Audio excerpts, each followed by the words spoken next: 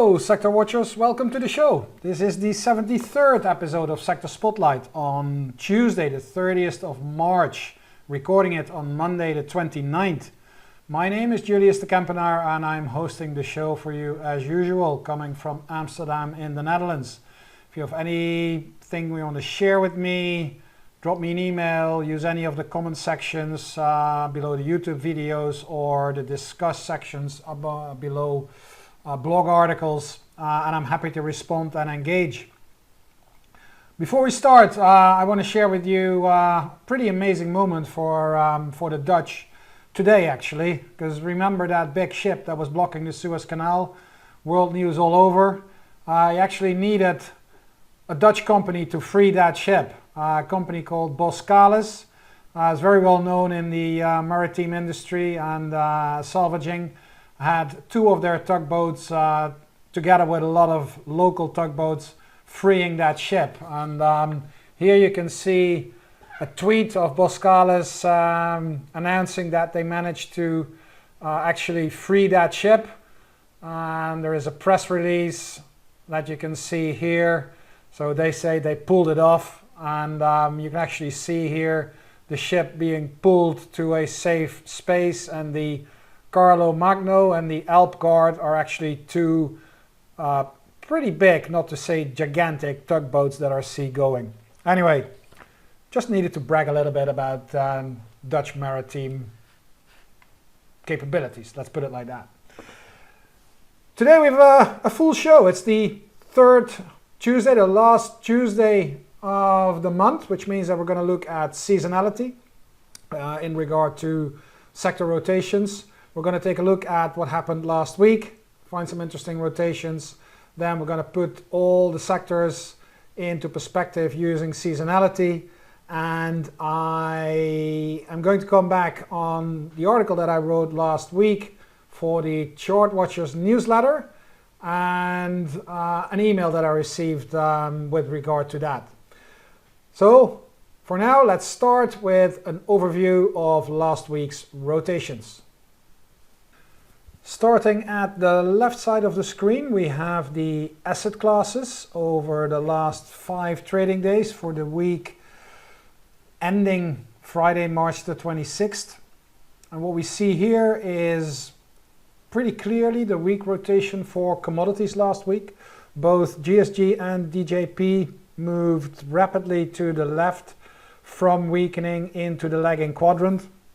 In terms of performance, these were underperforming via VBINX with minus 40 basis points and minus 60 basis points.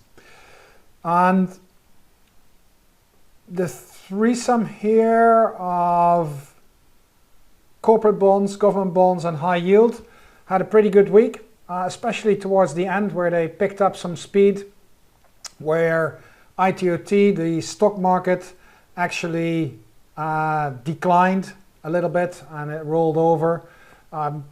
Still not much. I mean, look at what I'm focusing on here is the shortness of that tail of ITOT, which is still inside the leading quadrant and pretty static there, indicating that is a strong relative trend, and it's up in this case. VNQ still moving to the right, so still picking up relative strength, losing a little bit of momentum, but it's the strongest. It was the strongest asset class last week, and you see that with a performance of 3.2%, which is pretty massive compared to the rest of the various asset classes. Nice rotation for the US dollar, hooking back up inside weakening and rapidly approaching the leading quadrant again. If we go to the right-hand side of the screen where we have sectors, then we see pretty nice split. So we see a lot of yellows moving from right to left, and we see some blue and greens moving from left to right. And that means that we had a weaker getting relative strength for energy, financials, industrials, materials, communication services. And all the others, so tech, healthcare, industrials, real estate, utilities, and then we've got discretionary here rolling over. That's not too good, but they're offsetting those yellow ones. If you look in terms of performance, it's slightly different. Here also on top we've got real estate, but then followed by staples, consumer staples, having a very good week. Energy, despite the weak rotation, so the weak relative strength, which is moving on. We had a strong week in terms of performance, so it's going to be interesting to see whether this rotation here is part of a larger rotation rotating back to the longer term uptrend, as energy, as you all know, on the weekly charts is still far to the right. So we're going to inspect that a little bit later on. Utilities, pretty good. Materials, despite the weakness, the weak rotation, putting it into the weakening quadrant, still outperforming the S&P 500. So materials up 2.6%. Technology also up 2.6, moving counter to materials. So technology picking up a little bit of relative strength over the last week. Longer term picture looks different. And then we have industrials, we have healthcare above the S&P 500, and the S&P ending up 1.7%. Biggest down sector for this week, communication services with minus 4%. Obviously, last Friday's big trades that you probably have read all about in the various news outlets causing that big decline. We'll have to see what that means for the longer term trend and relative picture for the communication services sector. As usual, on the last Tuesday of the month, we're gonna peek ahead, look ahead, using seasonality for US sectors to see if we can find an alignment of the seasonal patterns that have happened over the last 20 years with the current rotations as we see them on the RRG at the moment. What I use for that is my 3D visualization of seasonality for sectors. And what I'm trying to do is actually look ahead and see if I can find any trends, any meaningful trends based on these seasonal patterns. And the bad news is that for the month of April, there are no real outliers, no real high or really low numbers. Because what I really would like to see here is percentages of 70 and up or 30 and down, maybe 65, maybe 35, but you know, way above or below 50 to make a good case of a seasonal outperformer and a seasonal underperformer. There's two sectors that stand out at the moment. The one with the highest percentage gain in months of April over the last 20 years is communication services. 67% of the time, communication services in April outperformed the S&P 500. And as you can see, it was the same in March, also 67% of the time outperformance. And if you look ahead to May, so that's 2 months ahead, you see that it even moves up to 75%. The way I interpret this is that communication services is in a good streak. So these monthly figures do not necessarily exactly tie to that particular month. I think you should interpret them in a trending way to see if you can find the pattern and see if you can find it, you know, floating into a meaningful percentage. And I think for communication services that's the case, because last month was 67%, this month 67%, and the next month it's even 75%. So communication services this period of the year normally does pretty well and outperforms the S&P 500. If we go to the other side of the equation, where we have underperformers, we find surprisingly the technology sector. So only in 40% of the occasions over the last 20 years, the technology sector outperformed the S&P 500 in the month of April. That means that in 60% of the occasions, the sector underperformed the S&P 500. Now, we all know that technology went through a weak month last month in March. That was a sort of a 50-50 chance, overperformer, underperformer. We now know what it was. And it looks as if that weakness that has started to emerge during the month of March is expected to float into the month of April. May then is maybe an outlier because 65% of the time in May technology outperformed the S&P 500, but then in June, and that is even 3 months ahead, so it's kind of long, but what I'm trying to do here is to see where it might go, and then I see right now that it is starting to roll over. So April is expected to be a weak month for technology. We've got a hiccup, and then we got actually the weakest month in terms of seasonality coming in June. So the longer term, it'll be very, let me put it like this, it'll be very difficult for technology to move significantly higher based on these seasonal figures. The other way to look at this image is that when we put the expected percentages over the S&P 500. So what we see here is for each sector, the average percentage relative return versus the S&P 500. So in April, materials on average outperformed the S&P 500 with 30 basis points. Communication services, as we've seen, one of the strongest sectors, or maybe the strongest sector going into the month of April, on average outperformed the S&P 500 by 90 basis points. But there are a few others where we have energy with 1.2, financials with 1.1, and industrials with 0.8%. And what that means is that even though the fact that, as you can see here, that the number of occasions where these sectors outperformed the S&P 500 are not, well, at least for me, not significant enough to make a very reliable call or a convincing call. When they do, when they outperform, they usually outperform strongly. That's basically the message that you get here.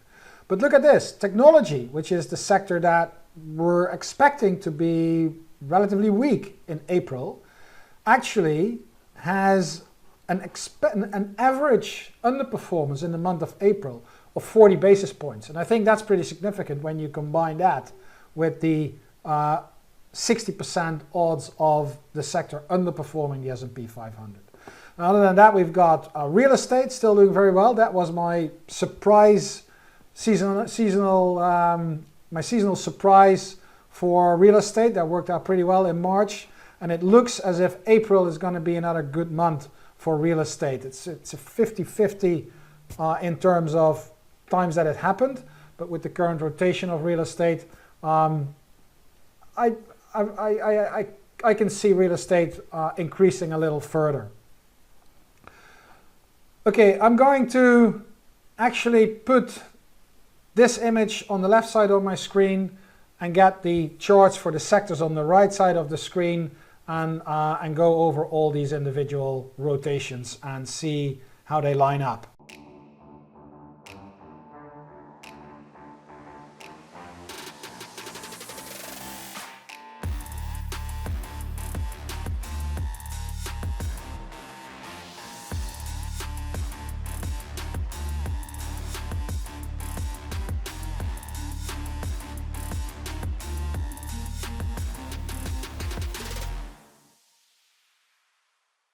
We have the seasonality on the left-hand side now, and on the right-hand side we have the RRG for all the sectors.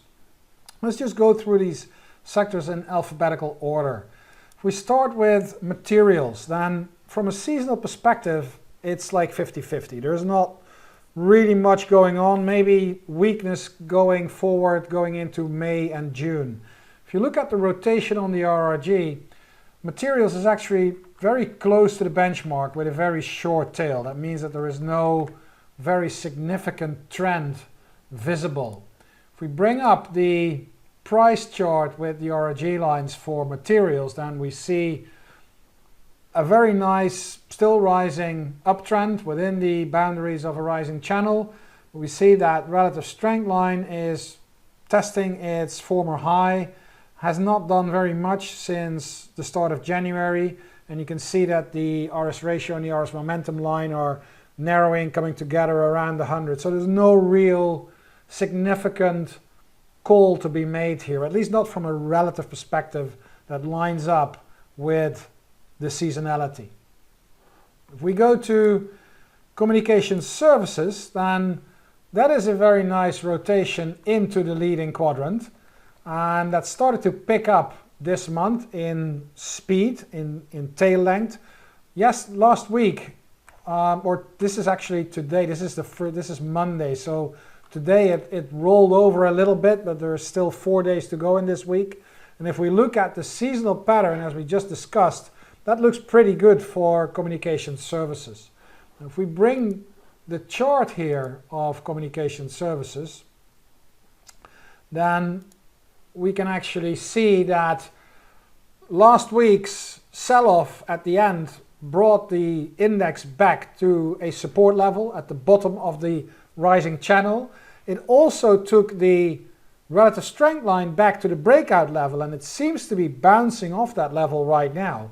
If this all holds up, if we remain above this support level and inside the channel and relative strength remains above its breakout level, I think we could actually see another good month for communication services, validating that seasonal strength that we expect with a continuation of the rotation into the leading quadrant. So communication services is on the top, or at least in the top area of my list for the month of April.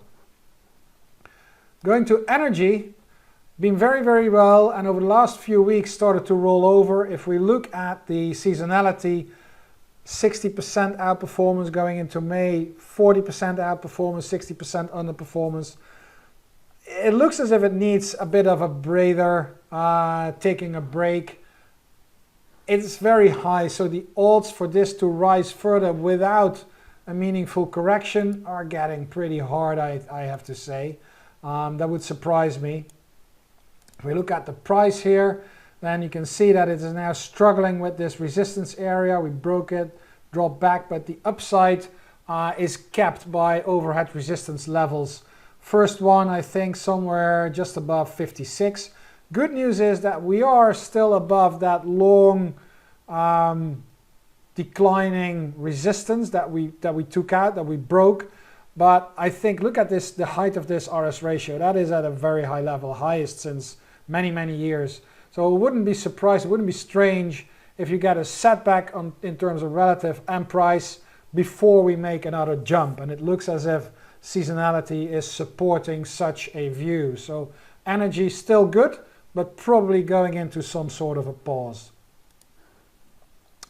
Financials, well inside the leading quadrant. If you look at the seasonality, 50-50, and then May and June actually pretty weak. So very likely financials have already ran their course for the last few weeks when they jumped, when they moved into that leading quadrant. If we look at the price chart here, then we can see that the uptrend is still there. There's a little bit of room to move, but in terms of relative strength, we just bounced off that falling resistance line. So that long-term downtrend is still there. This definitely looks like a bottoming formation, but with seasonality at 50-50 and going into weakness for May and June, this may well need a little bit more time to complete that bottoming formation, to get out of that doldrums, out of that low area in terms of relative strength, before financials will be able to make another push to the upside in relative terms. So this rolling over inside the leading quadrant, probably going to continue for a little while more. If we move to industrials, then again a 50-50 sector, but the rotation is actually pretty strong. This rotated very nicely from weakening very briefly to lagging, and then back to weakening and into the leading quadrant at a tail that is getting stronger and stronger. If we look at the seasonality for industrials, that is again a 50-50 situation. We bring up the chart here, then industrials is actually well inside the rising channel, so that's good. And it looks as if we're breaking above a previous high and the RRG lines are curling back up. So industrials, despite the fact that it's not a very strong sector based on seasonals, the trend actually looks pretty good going into the month of April. Technology, we discussed this, weakness coming, and if I bring the chart of technology, then we can just see the confirmation there. We've looked at this chart, I think, every single episode of Sector Spotlight over the last few months, and the most significant thing that I'm watching here is relative strength breaking away from that sideways range. We had a little hiccup last week, and now it's already rolling over, and you can see the RRG lines moving both below 100 right now, and it looks as if they're starting to pick up some steam and some acceleration, and that's what you see on the RRG as well. So where communication services is actually looking to continue its period of outperformance, it looks as if technology now definitely needs time for a break and start a period of underperformance. We go to staples, very nice roll up from lagging into improving. Again, in terms of seasonality, 45%. This is how boring can you get? Well, it's a boring sector, so that's the reason why. But from a seasonal pattern, there's nothing to gain here, nothing to see. On the RRG, it's very difficult. It's far away to the left. If you look at the price chart, there is a positive thing because we're breaking to new highs, and we're actually sort of breaking. I'm not a big fan of a trend line that only has 2 touch points, so we need to see how that materializes. Could be a little hiccup, but there is still a lot of overhead resistance in terms of relative strength. Price chart looks pretty good. Safe haven sector. Real estate. We saw real estate continuing its improvement. That's happening here. 1, 2, 3, 4, 5. This was when we talked previously about seasonality. That's when we had a 72% expectation of outperformance. This is what happened last month. We actually raked in 7.7% versus an S&P of 4.4%. And month of April, 50-50. Month of May looking pretty good. This tail is actually pointing in the right direction. So if we bring on the chart of real estate, then we can see that that continuation can continue. We're taking out this recent high. If you draw the line right here, that's just around 40. Could be a resistance level, but the real peak was here around 42. So there's definitely still some upside left for the real estate sector. And you can see that it is now actually starting to put in a low in terms of relative strength. So this could actually be kind of a longer term turnaround for that relative trend. We go to utilities. That is far to the left. And if you look at the chart, and you can see that it's now back in its channel. But the interesting thing about utilities is that last month seasonality indicated that 75% of the time utilities outperformed the S&P 500. When we discussed this, 1, 2, 3, 4, 5 here, utilities was one of the weakest sectors. It still is, but look at the performance. 1, 2, 3, 4, 5. 10.7 versus 4.4 of the S&P 500. So that 75 actually nailed it again. I couldn't see the alignment with the rotation, and I probably still can't, but I was surprised or amazed by the fact that, again, this high seasonality number actually worked. It didn't really line up with a, for me, reliable trade or investment, but you know, things happen, and you can see that this bounce off here coincides with the 75% on the seasonality. So nice move for utilities. One more, healthcare, rotating into the lagging quadrant in terms of relative strength or seasonality, sorry, 60%. But with this type of rotation, I am not very comfortable calling this for an outperformance in the month of April, especially not with this type of move. And if we bring on the price chart, here you go, then we see that we're still below the all-time high. The trend in relative strength is still down. This is what the RRG lines are picking up, and it looks as if we're rolling back down in for a new move, relative move down, a new down leg for the relative trend. And finally, the consumer discretionary sector also pushing from weakening into the lagging quadrant pretty decisively now.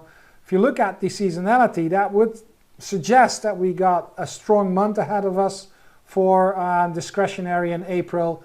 I don't really see that in the RRG. I don't see the current rotation as strong for the discretionary sector.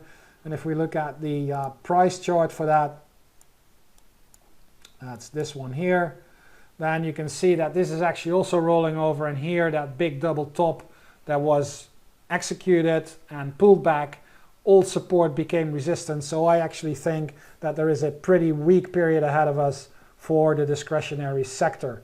So wrapping it up, weakness for healthcare discretionary based on the chart, technology lining up, chart and seasonality, and communication services expected to continue its outperformance going into the month of April. Before we run out of time, I quickly want to drag your attention to the article that I wrote for the Chart Watchers newsletter last week, which had the title "Tag is a Drag." And I actually got an email from Claude, who sort of called me out on this and confronted me with some analysis that I'd done a couple of weeks ago, actually, saying that it was the mega stocks and that the equal weight and the small caps were actually looking quite differently. There's a few things that I need to say about this. First of all, thank you, Claude, for that email, because I love the interaction and I love when people challenge whatever I write. The thing is that I still believe that the situation has now changed, because XLK, which is the large cap technology sector, is now, as we know, quite rapidly moving into the lagging quadrant. However, if we look at the equal weight, then we can see that RYT is now making a similar move. It was moving into leading, but it has moved over and it's now moving into the lagging quadrant. And if we look at the small cap version of technology, there we see a similar pattern where it used to move to the right and now rolled over and moved in weakening and heading to lagging. So your conclusion, your email was right until a few weeks ago. These RRGs are all versus their appropriate benchmark. So XLK was versus SPY, and then we have equal weight versus RSP, and we have the small caps versus the small cap index. And you can see how these tails are either already inside the lagging quadrant or very rapidly approaching to it. If we put all these three indexes on one RRG with the S&P 500 as the benchmark, then you can see the difference between large, equal weight and small cap. But they all move in the same direction. So XLK is actually the biggest drag, but these also are not moving into the appropriate direction. They're not showing a strong RRG heading. So for the time being, I still believe that tag is a drag. And this wraps Sector Spotlight for this week. Ladies and gentlemen, I hope you enjoyed the show. If you did, you know what to do. If you're on demand, please send us an email with your comments, or if you have anything to share, don't hold back. For now, please stay safe, and I hope to see you again next week. Sector Spotlight airs every Tuesday from 10:30 to 11 a.m. Eastern. Hey, Grayson Rose here with StockCharts. Thank you so much for watching. I hope you enjoyed that video. If you did, consider giving it a like down below, maybe leave us a comment, and if you're new to the channel, you can subscribe at the link up above. We're gonna bring you daily content from an incredible collection of technical analysts and financial experts.